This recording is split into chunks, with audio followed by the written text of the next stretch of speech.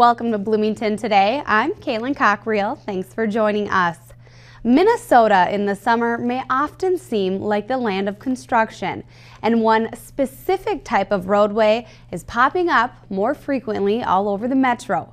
Three-lane roadways are being constructed more and more often in residential areas.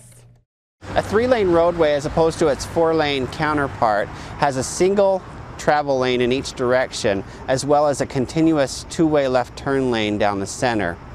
It often also includes bikeable shoulders or bike lanes on the edges if there's enough room to accommodate that. But what many aren't aware of is the proper way to maneuver your vehicle in the respective lanes. In addition, no parking is strictly enforced on three-lane roadways for a number of reasons. The primary problem with vehicles parking along the curb on a three-lane roadway is they block, either partially or fully, the through traveled lane, forcing cars into the two-way left turn lane to get around them. There's also a number of other issues that can arise. If there's bike lanes, they're blocking the bike lanes as well. So bicyclists using the road have to move around into the travel lane and into the two-way left turn lane to get around them. They can also do things like block sight distance at driveways and at adjacent streets. So it's really not a good idea to be parking along a three-lane roadway. Robert says that it's the city's hope that through education and awareness, motorists will properly utilize these beneficial streetways. Three-lane roads have a number of built-in advantages over their four-lane counterparts. They do increase safety, they open up the road to other users, but that assumes that people are using them in the proper manner. So we want to get the word out, let people know how they're supposed to be using these roads, what the advantages are, so that we can keep everybody safe. If you have questions about three-lane roadways, contact the city's engineering division at 952-563-4870. They'd be happy to help. One busy Bloomington bridge that recently shut down for rehabilitation is now back in business. According to the Minnesota Department of Transportation, the Nicollet Avenue Bridge spanning I-494 reopened to traffic on Friday, September 2nd. The bridge was closed last month as construction crews began work to extend the lifespan of the bridge. Curbs, gutters, and sidewalks were replaced on both sides of the bridge. Also, drainage and pedestrian ramps were repaired, the guardrails were updated, and finally, the road was resurfaced. Extending the life of the bridge not only saves money, it improves the traveling experience in Bloomington for both motorists and pedestrians alike. To view more road closures, detours, along with other city news and events, become a fan or follower of the city's Facebook and Twitter pages. Those sites, along with the city's website, are a great resource for news you need to know. A new Bloomington Festival is gearing up for their second annual celebration designed to promote a stronger, more united community. Gather up the family and head out to Bloomington's historic downtown area at 98th and Lindale Avenue on Saturday, September 17th to take part in the 2011 Bloomington Heritage Days celebration. Heritage Days is an event, one-day event, where people from all over, different organizations come together and celebrate Bloomington. And one of the things that makes it so special is that it's volunteer run. The idea is to illustrate strong community ties through promotions of celebrations, educational programs, citizen volunteerism, with a special emphasis on community history. It's the one time, one place each year we can kind of come together with our family, our neighbors, our friends, and gather as a community, talk about what's great about Bloomington, talk about what needs renewal, what we can improve on in the community, and just have that conversation and that gathering point to get together and celebrate our community. Live music starts at 1 p.m. on September 17th and continues through midnight. And with such a wide variety of acts and activities, there truly is something for everyone. It's definitely a family event. There's stuff for mature adults, the arts and crafts part, the car show. There's stuff for little kids. We have all the kids games and the inflatables. And then we also have a beefed up teen area where we have our 3-on-3 basketball. We have a talent show, a DJ, dancers, speech presentations, and Empire Beauty is out there going to be giving makeovers. Bloomington Heritage Days is a great way to get outdoors and mingle with your neighbors, and there really is something for people of all ages. For a complete schedule of the events or to find out about sponsors, visit www.bloomingtonheritagedays.org. Well, museums aren't typically a place where kids can explore, touch, and play, but the Works Kids Museum isn't your typical exhibit. Welcome to the Works, a hands-on, minds-on museum that makes learning fun and interesting. What makes the Works unique is we're really where kids explore how things work, and it's less about viewing and more about doing. Kids put their thoughts into action and create, design, build, and most about engineer. The Works was originally based out of this facility in Edina, but as of September 3rd, this all moved to Bloomington. But it's expected to be bigger and better. We are thrilled to be moving to Bloomington. We are thrilled to finally have the space that we need to do our programs.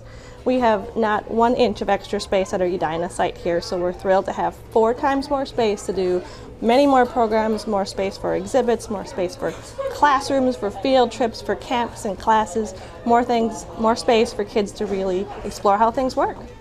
The Works has several exhibits that essentially bring technology to life for young people. Gears and Gizmos invites kids to explore how gears, pulleys, cams, and other simple machines work. The Build area features a variety of bricks and blocks in many shapes and sizes that allow kids to use their imaginations and construct something. Finally, the interactive image exhibits features things like color mixing and laser recognition tools like this harp with no strings. At the new location, many of our classic exhibits will be coming along with us. We'll also be adding new exhibits to the mix, and then we'll have an area of traveling exhibits that'll always be changing. So about every 6 months, there'll be something new to explore. But the most exciting part about the new Works is our design lab, which is a step beyond just exhibits. It's where you can go and you can build and design. You could create a catapult and launch a marshmallow. You can make your own flashlight. You can play with circuits. You can play with wind power. All different activities will be happening in the design lab. In addition, thousands of children participate in age-appropriate classes offered at the Works, learning things like robotic programming. We are building Lego robotics this week. So we have a bunch of kids here that are building a robot from scratch, and they're learning how to program it on the computer, and they go around and they have to complete a mission. And to simple electronic circuit connection demonstrations. We start them with the motor, they hook the wires on to the power source, the battery, and they're now creating, they finish the switch, and when they're done, they'll be connecting this circuit onto, they'll get a propeller, and the whole Works goes onto pieces of foam that becomes a swamp skimmer, so that when this turns, we hook up this becomes the switch, and the propeller turns, and it skims across the surface, much like the airboats in the Everglades or something. Bess believes that the Works helps get young people interested in core educational tools like math and science early in life, which ultimately helps them associate the early learned concepts later on in their lives.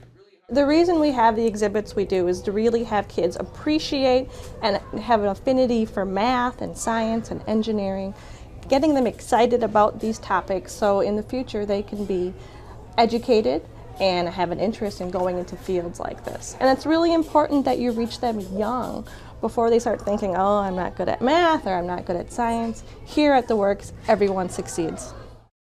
The Works' new address is 9740 Grand Avenue, near the intersection of 98th and Lyndale Avenue. The finishing touches on the new site are being completed, and the opening date is expected for sometime in November. One of Bloomington's police officers is being praised for his phenomenal work in keeping Bloomington streets safe against motorists who drive under the influence. Officer Joe Spark was recognized by the Minnesota Department of Public Safety as one of 16 law enforcement officials in the Twin Cities to be named a DWI All-Star. This comes from his 2010 driving while intoxicated arrests. At a Twins game back in July, the group of officers from both outstate Minnesota and the Twin Cities were honored for their outstanding public safety work. While Officer Spark was unable to attend the ceremony, he is proud of his 53 DWI arrests made last year. We'd like to extend a congratulations to Officer Spark, as well as a big thank you for helping keep our streets safe. It's now time for a short break. When we come back, we'll be joined by Melissa Seeley from Senior Community Services to share with us one form of social media geared toward the elderly population. Stay with us. So, April. Yeah? You know your charger's still using energy when it's plugged into the wall, right? Yeah, but that's not my charger. I don't even have a cell phone.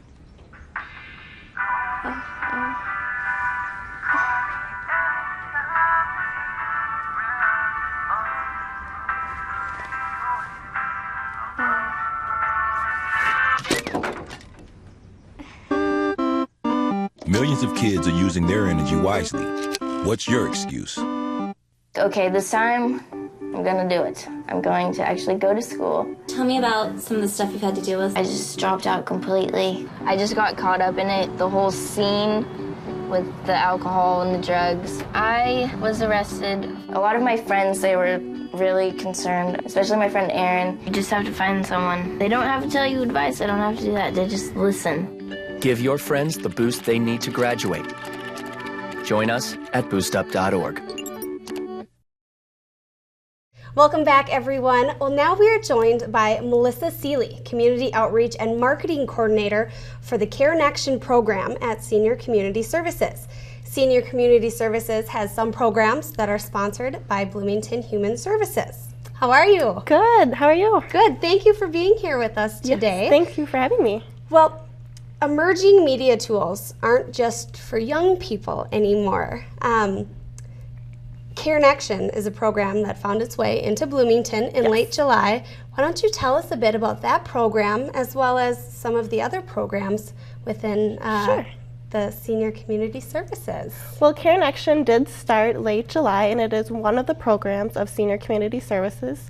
Senior Community Services has been serving the western suburban Hennepin County for over 60 years. Oh, wow. And they have programs such as Senior Outreach, which is social workers, Medicare health insurance counseling, the HOME program, which stands for Household and Outside Maintenance for the Elderly. It's a chore program that does lawn care, the snow removal, homemaking, things like that. Okay. And then there are also staff at some senior centers that SCS has as well. Oh. So Care in Action is something new that's started in July, but SCS has been around in Bloomington for quite a while. Okay. Tell us specifically, well, basically studies have shown that most senior citizens want to remain independent for as long as they possibly can. Yes. How does Care in Action help to make that happen? Sure. Well, Care in Action helps the senior and their caregiver or the caregiver's loved ones. So they make that caregiving a little bit easier, a little less stressful for that senior or for that caregiver. So Care in Action, as we had mentioned, media tools. This is an online community. It is. It's a web-based tool. And for those who maybe aren't so comfortable using the online tool, there's also a phone number that they can call that connects them to a licensed family consultant that is also free of charge, as well as using the online tool. Both are free services. Oh, wow. Well, let's talk about the online process. Okay. Walk us through where would one log on and what would we see? Sure. Well, when you go to carenection.org, you'll see a homepage, and from that homepage, you can select what community you want to look through. So, for example, you click on Bloomington, and you get a Bloomington-specific site. So you're not going through the phone book, calling all these different places just to see if they serve the community that you want help in. Okay. Well, once you are online, you can not only find out about goods and services that are available for seniors in your community, but you can actually assign a caregiving team that can have access to all of this information as well. Yes. Tell us a bit about that. Yes, it's very exciting that you can create your own care team. So either the senior themselves, the loved one, or the primary caregiver can create this care team. It can be family members, aunts, uncles, grandchildren, neighbors, a parish nurse, a social worker, anyone that they want on this care team to help that primary caregiver coordinate, okay, mom needs to go to a doctor's appointment Friday, who can take her? So that really helps that primary caregiver. And the neat thing too is those who sign up for their care team, they can select what services they want to help with.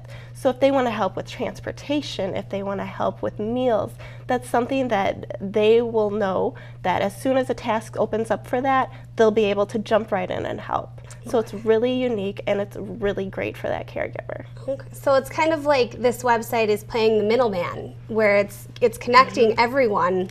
And it's doing it quickly. Oh yeah, that's, you know, then you don't gotta wait for voicemails to get returned or whatnot. So let's talk a bit about some of the other resources that are available through CareNection. I know you said that, you know, things like snow removal. What are other things that senior citizens oftentimes need some assistance in, but can't always find where that is? Right. There are a couple really unique things about CareNection. There is actually a category with diseases and conditions, and that's something that's specifically, say, for someone who has MS. That will let the caregiver know all about that, and also what support groups are specifically for that, what type of caregiving is needed for something like that. So that's something really unique.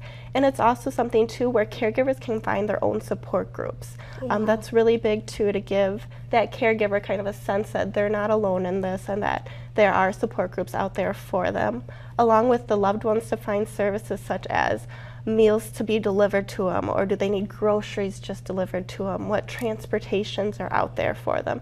So it's a wide variety of things that they can easily find. And it's all specific to whatever community you choose. It's all specific and it's all free to find those resources. Wow.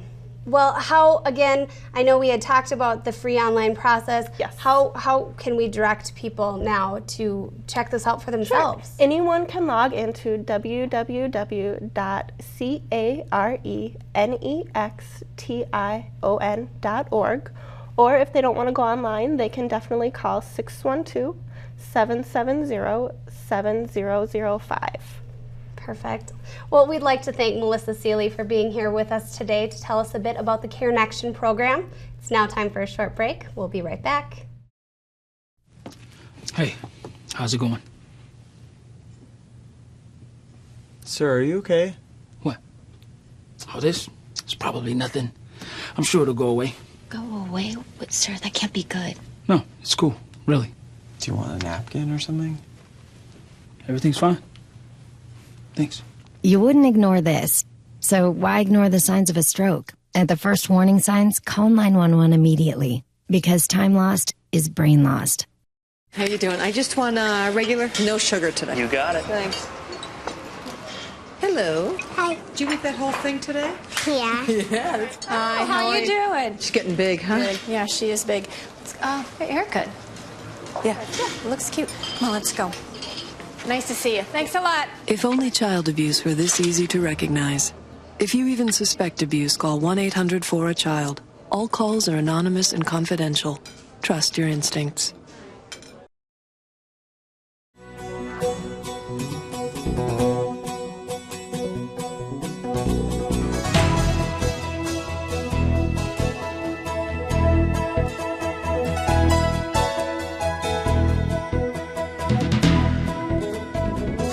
Welcome back, everyone. While summer may be nearing its official end, The city's community gardens are at their best right now.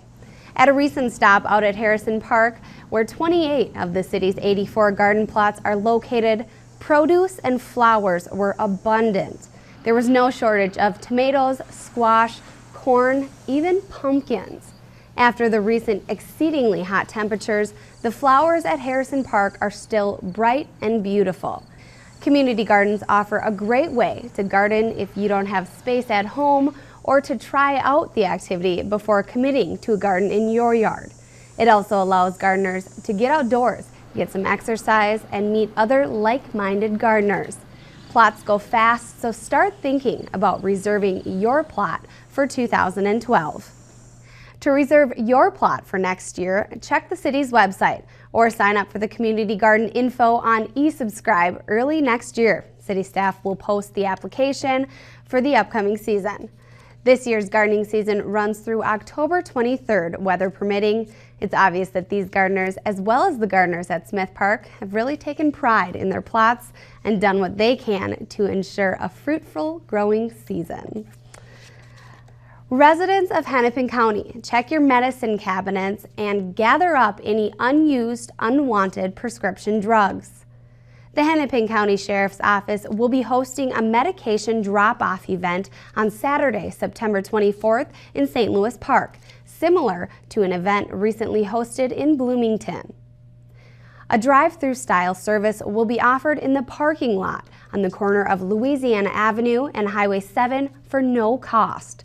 Prescription medication abuse is becoming an increasingly common problem, especially among teens and young children, who often access these medications from family, friends, and their own medicine cabinet. Disposing of medicine can cause issues for landfill, and turning them into a pharmacy can often come with a cost. This event is quick, easy, and free. For more information, contact Hennepin County Environmental Services at 612-348-3777.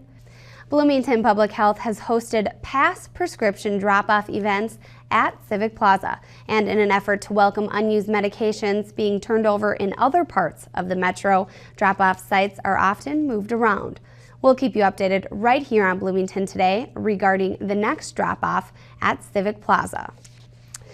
It's now time for another City Faces segment, where we'll take you into a day in the life of a Bloomington city worker and see how they're meeting the city's mission of providing quality services at an affordable price. Today we'll step into the shoes of Fire Inspector Chris Kaiser. Take a look. Well, my name's Chris Kaiser, and I currently work for the City of Bloomington as a fire inspector. Chris has been with the Fire Prevention Division for about 5 years. He is also a captain in the Bloomington Fire Department, where he has served 8 years. Yeah, I currently live in Bloomington. Actually, that's one of the requirements of being on the fire department. Not only do you have to live in the city, you have to live relatively close to one of the 6 fire stations. With about 133 firefighters on staff and 6 different stations throughout Bloomington, Chris just never knows what is going to come up. Well, as a fire inspector, I think what I really enjoy the most is every day's different. You know, there may be days where I'll be doing a hotel inspection, or I may be inside the schools and doing a school inspection, or there may be days that I'll be out doing a fire call follow-up. Maybe there's an incident that happened at an apartment building where they need the fire inspector, the fire marshal's division to go out there and do a follow-up. And then also we do a lot of fire investigations as well. So you just never know what's going to come. Each day is a little different. That's what I really enjoy. Well, as a fire inspector, I work full-time for the city through the Fire Prevention Division, and we work, a basic 40 hours. If we get called out for fire investigations, then, obviously that would increase, and that's usually after hours, although sometimes we do get fire investigations during our normal work hours. The City of Bloomington has a volunteer fire department where most firefighters are on call 24/7. Kaiser explains how he got started as a firefighter in Bloomington. I initially wanted to start my fire career in the wildland firefighting aspect of it. So I started, working part-time for the Minnesota DNR, and that really piqued my interest in trying to get into something more of the structure side of it. So that's when I kind of moved to Bloomington and joined their fire department, And really what I wanted to do was just kind of make a difference and help folks and, you know, help people in my community. That's kind of what drove me to this path. If you were to ever encounter a fire in your own home, the best advice from Chris is to get out, stay out. Quickly move away from the home and call 911 from a safe area. Do not go back in for any reason whatsoever. You know, if you have pets in there or if you have something else that you want out, I talk to the first arriving fire chief or firefighter and let them know, and then that's our job. We'll go and take care of that. But once you get out, stay out, call 911. Kaiser describes the #1 accidental cause of fires and how people are able to prevent them in their homes. Well, as far as fire prevention in the home, the #1 accidental cause of fires that we're seeing is cooking related. And the reason that happens is unattended cooking. So the best way to prevent that type of fire from happening is stay in the kitchen, you know, heat your cooking oil or your food slowly. Don't turn it up all the way to the high levels of heat. But basically just, you know, pay attention to what you're cooking, and if it starts on fire, you want to try to smother it. If it's too big, then go back to getting out, staying out, call 911. The reason Chris wears a white helmet in addition to his standard red helmet is because he is part of a Chief 7 program, a program that takes 6 different captains from 6 different stations and puts them in a chief squad. This allows them to respond to incidents as chiefs and gain experience in making command decisions. I then asked Chris to describe a project or program that he was currently involved in. Well, currently with the Fire Inspection Division, the Fire Prevention Division, I'm working on going through all our hotels. We go through them on a routine basis, but this year we're trying to go through them on a very detailed fire inspection.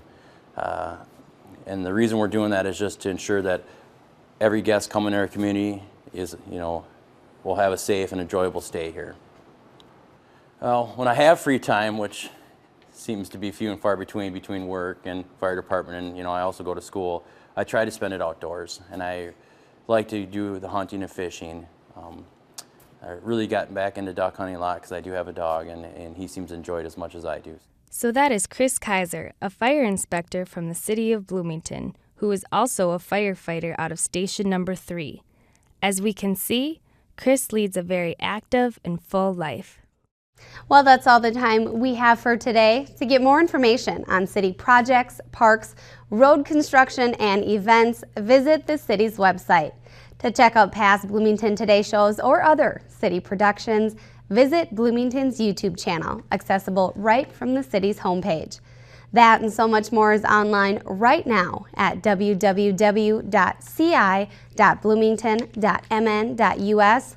If Facebook or Twitter isn't your thing, sign up for eSubscribe to have updates sent right to your email or cell phone. This is Bloomington Today, a presentation of the City of Bloomington's Communications Division. I'm Kaylin Cockriel. Thanks so much for joining us.